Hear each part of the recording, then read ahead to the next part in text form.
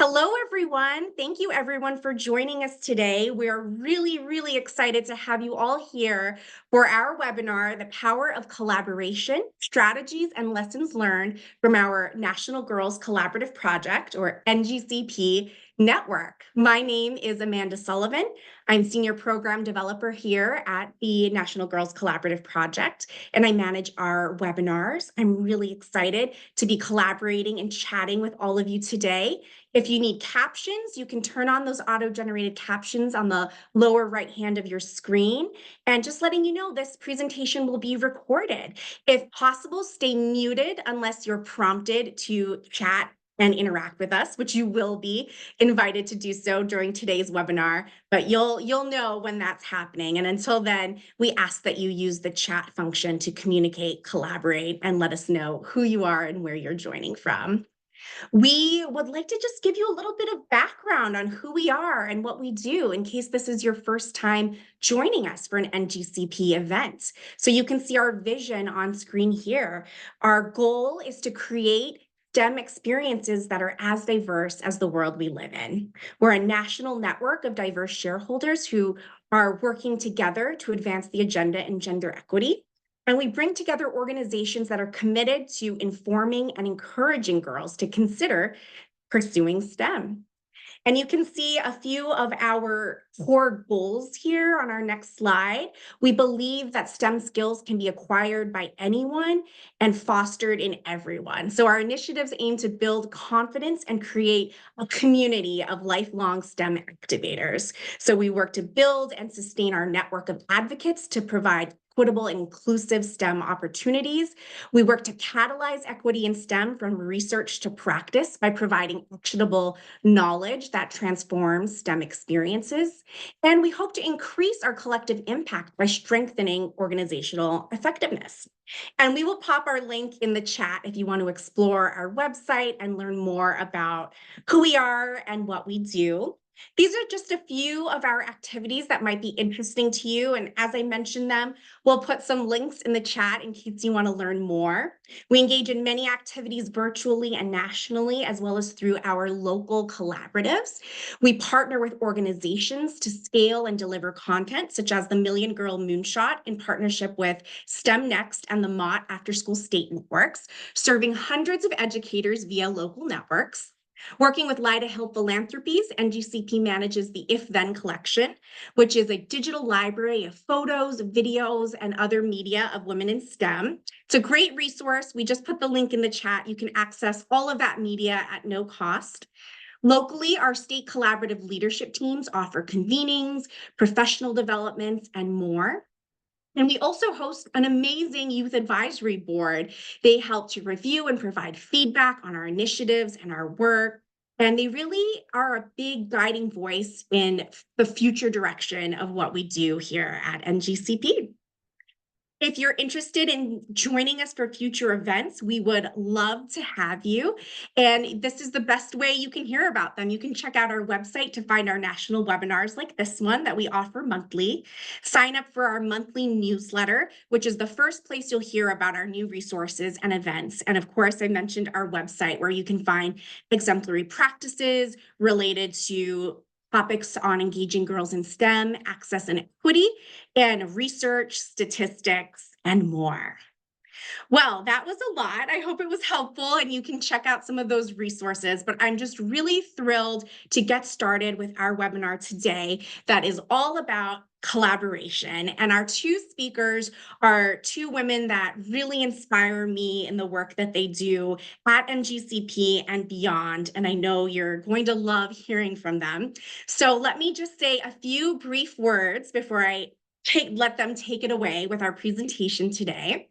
Karen Peterson is our fearless leader at NGCP. She's the founder and CEO of the National Girls Collaborative Project. And she has over 25 years of experience in education as a classroom teacher, a university instructor, a teacher educator, program administrator, and researcher, and I know many more roles that I don't have time to list for all of you today.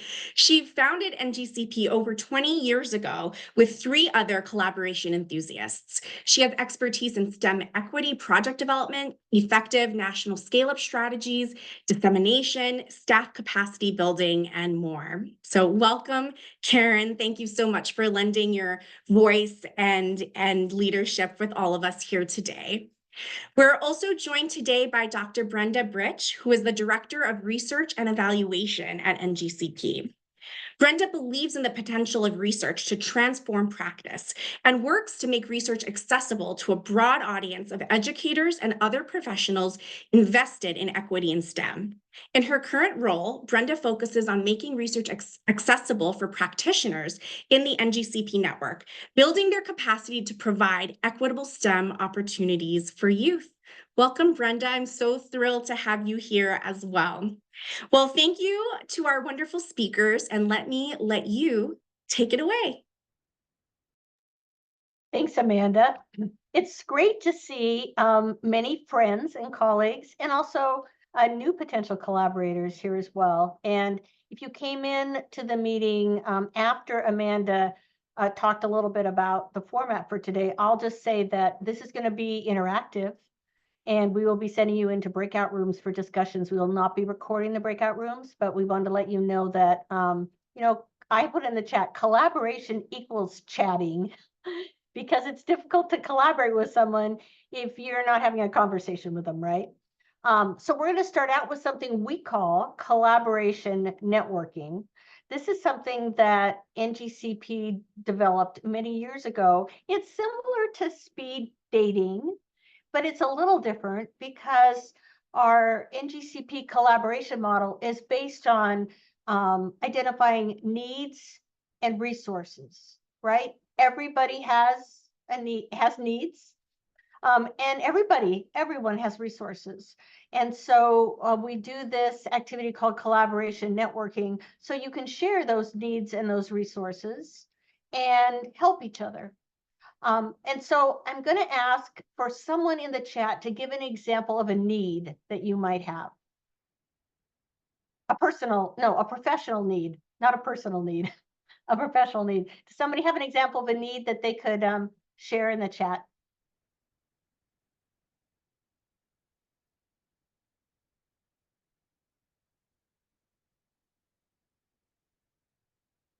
Do we have a group that has no needs?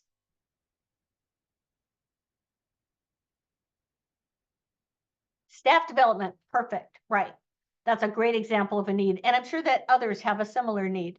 And then, and Eileen says, I need more professionals in STEM to present at my upcoming STEM Fest in April. You need role models, great.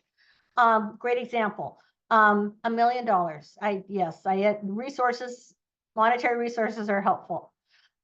Great. And so now, and Carrie also is looking for coworkers to volunteer. So what about a resource? Could someone share a resource that they have that they're willing to share so we can get an example of that?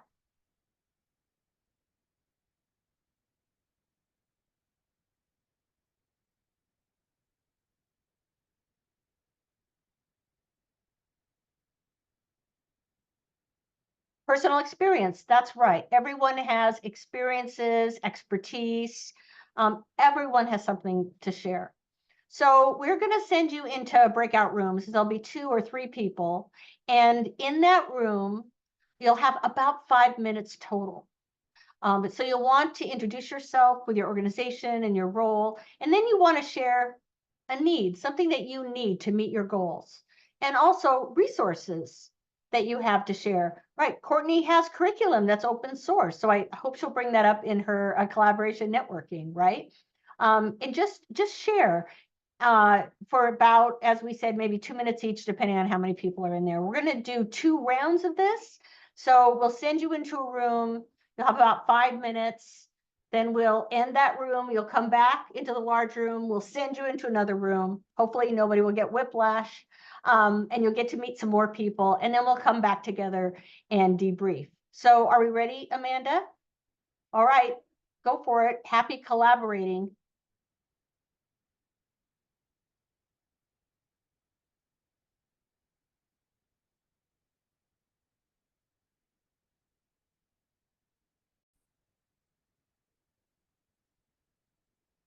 Welcome back. We'd love to hear from you. What interesting connections did you make? You can either unmute, we'd love to hear your voice, or share in the chat.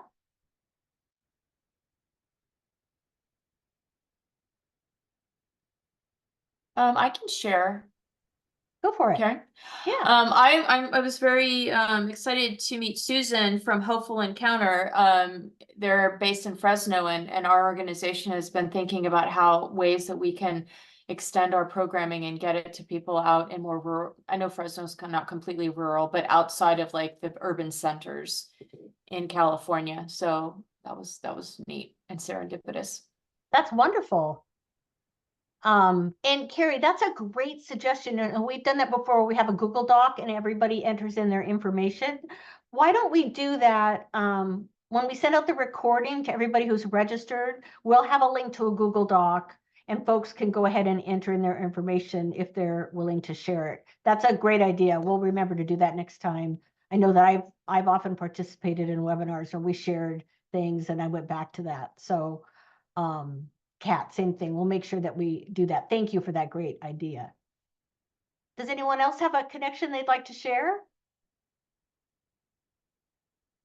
Sonia connected with Courtney.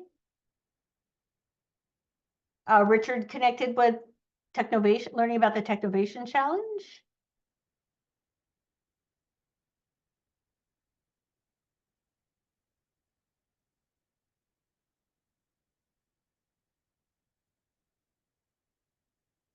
Well, thank you all for participating with us in this. It's something we do at all of our presentations and when we lead workshops, and we haven't done it very often virtually. So it was fun for us. Thank you for, yes, as Brenda said, playing along with us to do this virtually. It's also a great way for us to sort of demonstrate our collaboration model. So I hope that was helpful to you. And now I'm going to turn it over to Brenda. Great, thank you. And thank you again, everyone, for playing along. It's such a fun activity, and we love to hear how people, what you learn about from other people who you connect with. So it's great to see there were some connections. So I'm going to start with a brief overview of collaboration. We've been doing this work for 20 years now, and we look at the research on collaboration, but we also look a lot at our experience with collaboration and the experience of those people who we've worked with. So our concept of collaboration and our exemplary practices are very based in research and practice. And this is the definition of collaboration we like to use. We appreciate it because we think it gets to the heart of why collaboration is important. It's that idea that you can achieve something that you could not achieve, at least not efficiently or as well, doing it on your own. And here are some reasons we collaborate and we feel it's important to collaborate in our field, working with youth in STEM, especially focusing on equity in STEM. I'm sure this will not be new information to those of you working in this field, but efforts to support youth in STEM are often uncoordinated and disconnected. We know that collaboration can increase access to what are often scarce resources. And, by leveraging the resources and expertise that we all have, we really can increase the capacity to serve young people in STEM. So an example, the participants in the chat and Courtney who spoke up around, one program has role models, another program needs role models. We don't all have to be everything to everybody, right? And provide everything. But if we really leverage the resources and expertise we have, then we can increase all of our capacities.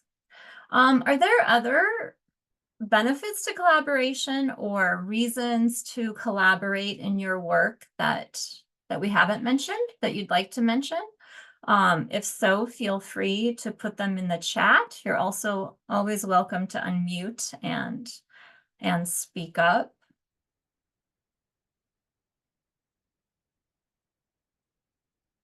A hopeful encounter, which I love that name, says it provides shortcuts. I wonder if you could if you could say a little bit more about that, either in the chat or unmute yourself. Yeah, hi. So I'm Susan with the Hopeful Encounter, and Great.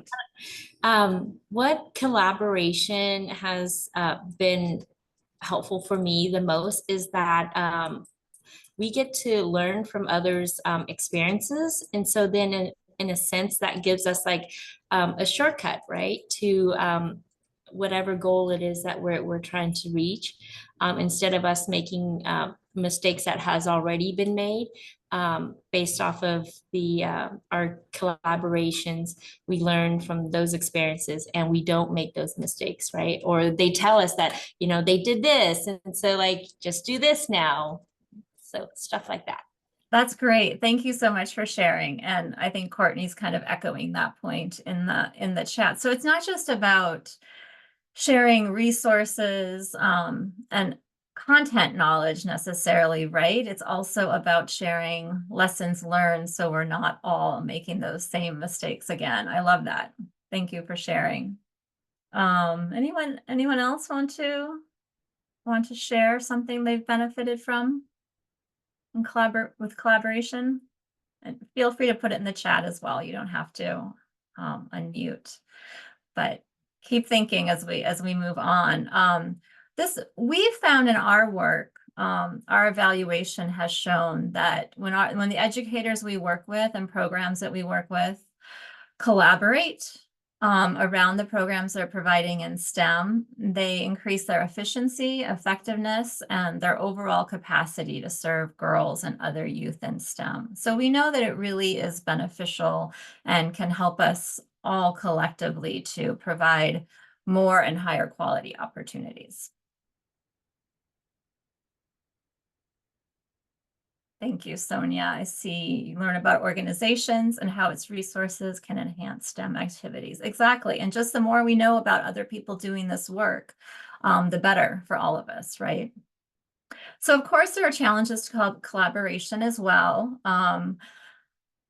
The first one we talk about is how collaboration can actually take more time, right? And I really love the example just now around how it can also save you time, because that's a good reminder that even though it can take more time to build relationships, to work with someone instead of just doing it yourself, there are some actual time savers, right, in the long run, in the end.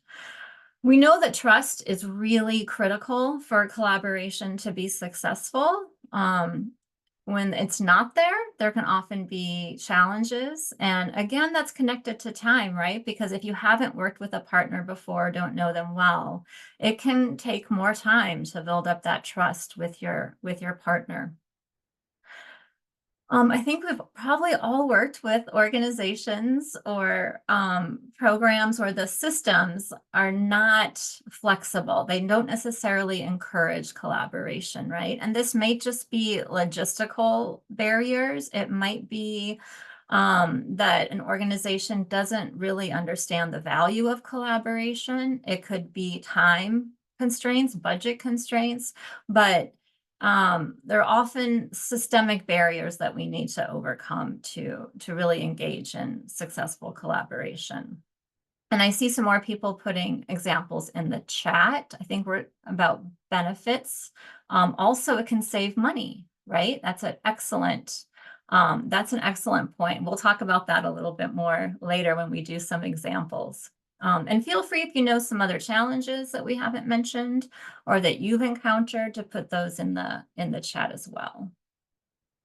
But we can move on to the next slide, Amanda. So we're going to walk through what we call the exemplary practices in successful collaborations. And again, this is based on research on collaboration, but also a lot of experience that we have from working in the field and others who we know who have worked in the field, especially serving youth in STEM.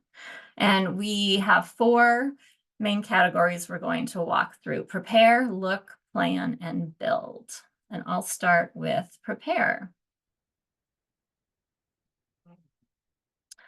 So before you even start a collaboration, right, there's this process of preparing for it. And we talked a little bit about this earlier, but that idea of reflecting on past collaborations, what was successful, what wasn't, learning from not just your own experiences, but your collaborators' experience. And then, as Karen had you do with the collaboration networking, it's important to be able to share what you do, right? What does your program have to offer? And to be able to describe it really effectively. And people sometimes talk about having an elevator speech, but it's really, it's like that. And it's also focused on your strengths, needs, and resources. So like we did in the collaboration networking exercise, right? What do you have to offer, and what do you need that somebody else might be able to give to you? And we find often when we're working with programs, especially smaller programs, they can think of their resources. I mean, they can think of their needs pretty easily, but they don't always think about what they have to offer. So it's important to be able to really think about everything that you have, as well as things that would be helpful to your program or organization. I think Karen's going to go next. Yes, I'm going to talk a little bit about looking for collaborators, because sometimes we go to a conference or we go to a meeting and we don't connect with the folks we're hoping to connect with, but that might not be a place where they are, right?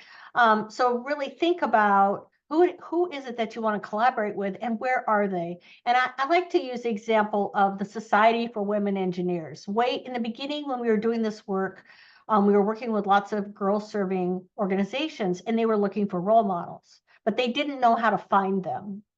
And we realized that the Society for Women Engineers had a national conference, right? And they have chapters. And if we would go to them, reach out to them there and actually attend their national conference, that would be a place where we could find the folks that we were hoping to network with. And I love that example because I still remember thinking, oh, I wonder if they have a conference, and that because I couldn't seem to connect with them in the places that I was going to sort of, naturally. Also to use assistance, ask folks, do you know someone who works at this organization, or do you know these types of people? Because people often want to make connections for you, right? And so asking for that help, asking for, I call them guides, can be really helpful in connecting with the folks that you want to collaborate with. And then networking with a purpose. So having sort of it might just be a mental list, but a list of folks that you want to meet with. Maybe if you're going to a conference and they are publishing a list of attendees, right? Going through that list. I mean, I sometimes go through the list and kind of underline the folks. It feels a little bit like stalking, but like, oh, this person's going to be there, and maybe I could go talk to them, or attending a presentation someone is making or an organization is making, so that you can talk to them afterwards, right?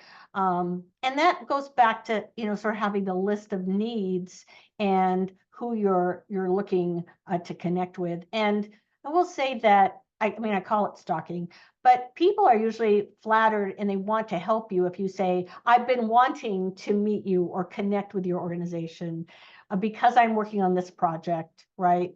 Or I'm hoping that we can collaborate in this specific way. And then thinking about how do you plan, right? How can you plan to make sure that your collaboration is successful? And one way is to be flexible and patient, because as Brenda mentioned in the barriers section, not all organizations operate in the same way, and some organizations are less flexible. And so that means that we have to be more flexible. And sometimes things take a long time. Everyone has a lot going on, and your request might not be top of their list. That doesn't mean that they won't be a great partner. So being really flexible and patient, and then being explicit about the benefits, right? People work on projects that they value. And so talking with each other about what will the benefits be? What will we both gain, right? And even creating a collaboration agreement. In some partnerships, you need to create an MOU or something anyway, but sometimes in these sorts of collaborations, there isn't really a document. And it can be helpful to sit down and actually create a collaboration agreement. I found that can often surface things, assumptions, or maybe needs that somebody didn't really tell me about that we can easily address, right, within the project that we're working on. I think I'm turning it over to Brenda next. And finally, building that successful collaborative project. So once you're in the project, you're working together, you're moving forward, communication really is key. Regular communication, and not just, we often advise people to have a regular meeting schedule where you're going to communicate frequently, but it's also about being honest and open about how things are going. For everyone involved. So it's the communication frequency, but it's also the quality and the honesty of the communication as you move forward. And just being ready to adapt. I was talking with a potential collaborator recently. We hadn't worked together before, and I was saying that whenever I start a new partnership, project, collaboration, I just expect that we're going to have to adapt something, right? There's going to be something that comes up. Staff turnover, organizational shifts, or something doesn't go as planned and you need to figure out together how to make that work. So again, as Karen was saying about flexibility, just being able to adapt as you need to, as you move forward. And then we talked about reflecting on past collaborations, but you really want to take some time to debrief and celebrate your successes. Really take time to look at what went well, what didn't, what would we do differently next time, but celebrate the work that you've done together, which also helps to strengthen that collaboration and that relationship, especially if you're going to work together in the future. So now we're going to have an opportunity to practice creating a collaborative project. This is something that we do a lot, just like the collaboration networking activity.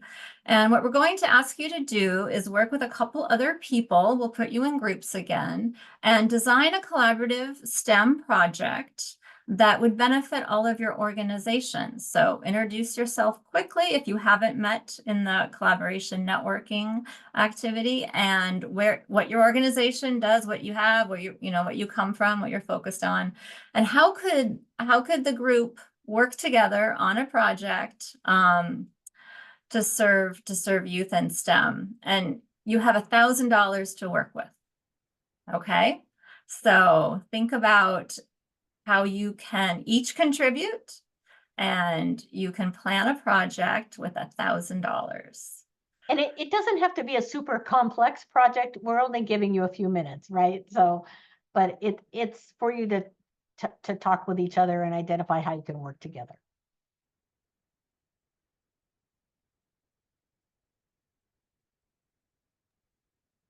Okay, so I think we're sending you into room, so have fun.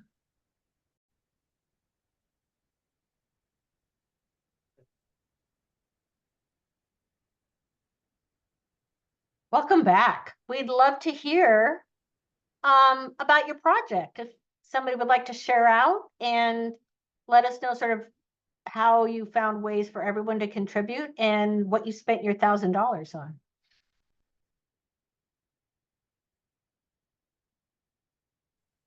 Hi, Karen, it's Shireen. How are you? Hi, good. How are you? Good to see you. Good. Thanks so much for doing this. So we were chatting with the Hopeful Encounter group, and they mentioned that they're based in Fresno, and I mentioned we're in LA. And we came up with, we'll give the $1,000 to the kids as prize money for the hackathon. Ah, there you go. That's a great project. Thank you for sharing. Who else would like to share? I can go. This is Melissa, and I work for an organization that does collaborations between polar researchers in the Arctic and the Antarctic and educators. and I worked with Abby, and we're both STEAM focused. So and she does a lot of professional development for educators on STEAM. And so we were going to do workshop activity where we let's see, sorry. We start with an example of using some polar data to create a graph. And then we try to represent, then we talk about how integrating art can really make that a much more visual and much more tangible thing for the students to see. And so then adding art into that, by making sort of a visual representation of that data. That sounds like a great project. It sounds like you didn't need any money. Well, I was gonna say supplies maybe, Yeah. and pay the teachers to be there. I don't know. Right. So little stipends maybe. Love that project. What else? Anybody else like to share their project? I'm happy to share. Hi, Juliet here. Hi. I was in the room with Hannah Spears. This is our second time. We ran out of time, of course. So she's with IREX, and we talked about, I budgeted exactly $1,000 to do some program evaluation, and which I know is not enough, but really thinking about prototyping and small scale programming. And I think a lot of people need tools on how to write evaluations. So even if you're using a simple Google form, how do you ask the right questions? How do you, what do you want to know, and what's the right question to ask to get at that? But we talked a little bit about Likert scales, which I'm finishing my doctorate at UPitt, and this whole thing about Likert scales, I'm like, they're just not very useful, especially when people just check a box. And I'm looking at STEM identity, Black girls and STEM identity, and how do you get into teenagers' heads? And the only Likert scale that I used was maybe like the level of interest in science writing or science reading or art. And I took an online form and printed it so that kids could just fill it in. And so when I asked about interest for art, one girl that loved art, she circled 5, the highest, erased that, and then wrote in a 6 and circled that. Oh, So when, when are these Likert scales appropriate, and I'm giving you good information, but how can we also just, this program learning just about how to document and translate language that's being used, and getting really at the heart of identity through language and culture. A Likert scale is not going to solve that. But thinking about Hannah's program, and if I have $1,000 for someone to start an evaluation with me, how could I best spend that money, and what could we put together? So that was a very useful conversation. thank you. That sounds like a great conversation. And I always wonder how to get into teenage girls' heads so that we can learn, right?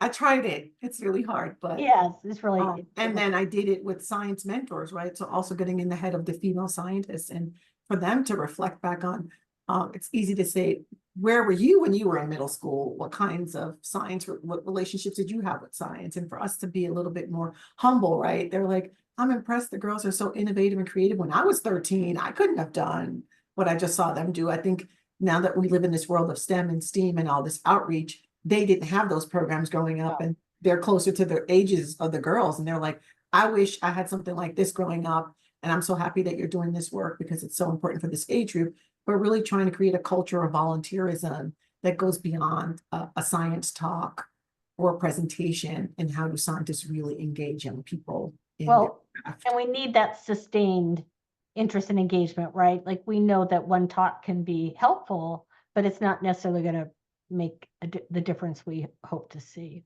Sure. Thank you for sharing all of that. We really appreciate you engaging in this exercise, and hopefully you made some connections doing that exercise. I'm going to turn over to Brendan to talk a little bit about our resources. Yes, we're just going to close with some resources that we have available that we have found helpful and hope you find helpful. Related to collaboration, and Amanda's putting in the link. You can find all of these on our website. The exemplary practices we just walked through. We also have some great collective impact resources from the Collective Impact Forum. A really helpful toolkit, especially for cross-sector collaboration from the Intersector Project, and then some resources from the Wilder Foundation, who really has a ton of experience and expertise, really foundational group in terms of collaboration and research on collaboration. So you can find all of those at the link that Amanda put in, and then I think I'll turn it over to Amanda to Absolutely. Thank you. We do have a couple of minutes. If anyone has a question for Brenda or Karen, feel free to put it in the chat or unmute. But I also put in the link to the resources that Brenda mentioned, a link if you'd like to register for one of our upcoming webinars, and our post-webinar survey is so helpful for us to learn what topics you're interested in, what you got out of the presentation today, and how we can better serve you in our future webinars. So if anyone has a question, feel free to pop it in the chat, but we'd love to keep the conversation going. We hope you'll connect with us on social media. We will include that Google Doc that someone suggested. Thank you for that wonderful suggestion. That will go out in a follow-up email to everyone who registered, not just everyone who attended live, so that they can share who they are and how they want to connect and their needs and resources as well, just to continue the collaboration that we all had started today. But I do want to take a moment to thank our presenters, Karen and Brenda, for all of the wonderful information and resources you shared, for getting us collaborating and chatting. This was so wonderful. And thank you to all of you. This might not have been exactly what you expected from a webinar. You might have thought you were just going to sit and listen. And you all did such an amazing job collaborating, putting yourself out there, meeting new people. And truly, we thank you for making this such a wonderful and, useful session that it was today. Like I said, we would love for you to take that post-webinar survey that I put in the chat. It'll also pop up once I close this Zoom event, and we will send out the slides, the resources, and the recording to all of you. Thank you. We hope you enjoy the rest of your day. thank you all. Thanks for collaborating with us. Thank you.